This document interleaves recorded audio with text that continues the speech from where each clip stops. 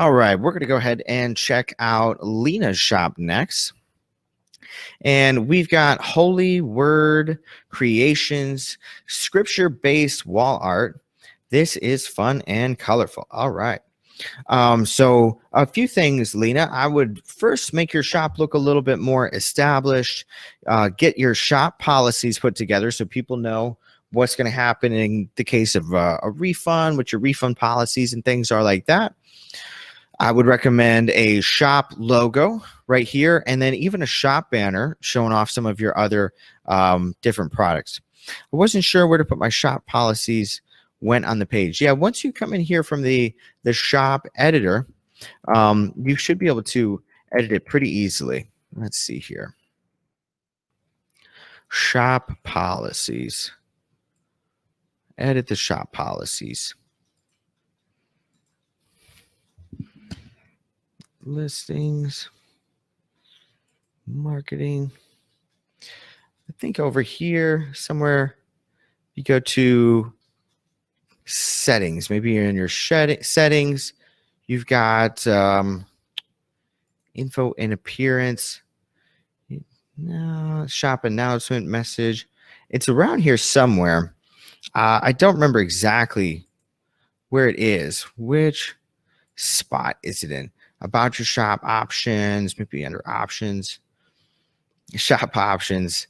But it's somewhere back in here in your shop settings. Go digging around and you'll find it. But it's definitely important that you get those details put together. And I think it's important to have those shop policies established. And then also a banner and even a logo is good to have, because all of those things are going to make your shop look more trustworthy and more, like it's been put together and thought about. So it's really important to get all the shop policies, your whole shop foundation built. So your logo, you can also structure your shop name right here. So you can make like Holy capitalized, W capitalized Creations, and that makes the title look a little bit more put together as well. You're welcome, Greg. Hopefully that was for Greg was saying nice things to me. I don't know. And let's see. Let's look at some of your items here. So let go and let God butterflies. So this is ready, framed and ready to display. Okay. So this is wall art, wall decor. So what you want to do, instead of just putting let go and let God butterflies, you need to explain in the listing title what your product is. So let go and let God, I would do, so let's check this one. So I would call this like wall decor. I don't know if this is a picture or what exactly you would describe it as. But let's go ahead and let's try let go and let God wall decor. Okay.